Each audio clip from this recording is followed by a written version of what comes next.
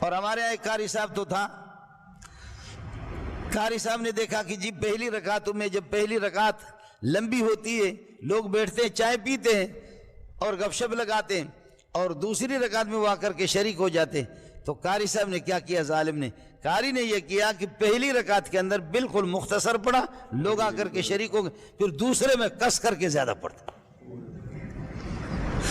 دوسری رکعت میں قاری صاحب آدھا پارہ پڑھ رہا ہے، پہلی رکعت میں 2 رکعت۔ ہمارے حضرت نے بلایا، شیخ الحدیث کو پتہ چل گیا،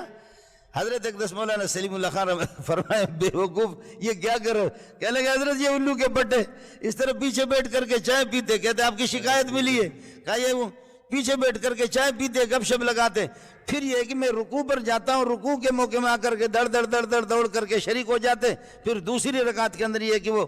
اس میں 1 رکوع ہوتا ہے، تو ان کو مصروف رکھنا، ان کو چھوڑنا نہیں ہے۔ میں نے یہ کہ پہلی رکعت کے اندر بالکل مختصر قرات، دوسری میں پھر آدھا پارہ، میں دیکھتا ہوں ماں کے لال جائے کہاں جائیں۔ حضرت نے فرمایا وہ تو جائیں جہنم میں، لیکن بغیرت آدمی تو لوگوں کی نماز خراب کر رہا ہے۔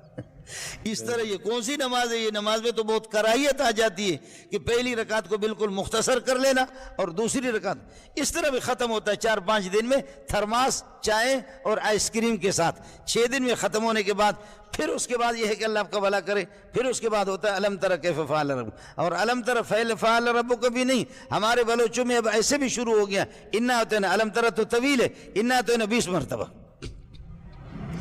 اور پھر یہ ہے کہ وہ ایک سانس سے ظالم اللہ کا بھلا کرے وہ سورہ فاتح پڑھے گا، اور ایک سانس سے علم تر، بلکہ بعض جوان کے بچے ایک ہی سانس میں سورہ فاتح علم شریف اور علم تر کیف فعل ربک کا ایک سانس میں پڑھیں گے، اور جب اللہ اکبر سمع اللہ لمن حمدہ، اللہ اکبر اللہ اکبر اللہ اکبر اللہ اکبر، پھر اٹھا دوسری رکعت کے لیے، بوڑھے غریب ہاتھ دے رہے زمین میں، ٹیک سہارا دے رہے کہ ہم اٹھیں دوسری رکعت کے لیے، اللہ کی فضل سے بوڑھا اٹھا نہیں کہ وہ واپس رکوع میں چلا گیا،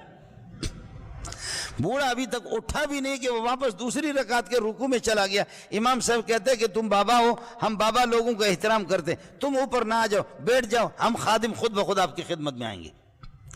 آپ نہ آ جائیں۔ اللہ کے ساتھ اس طرح دھوکہ،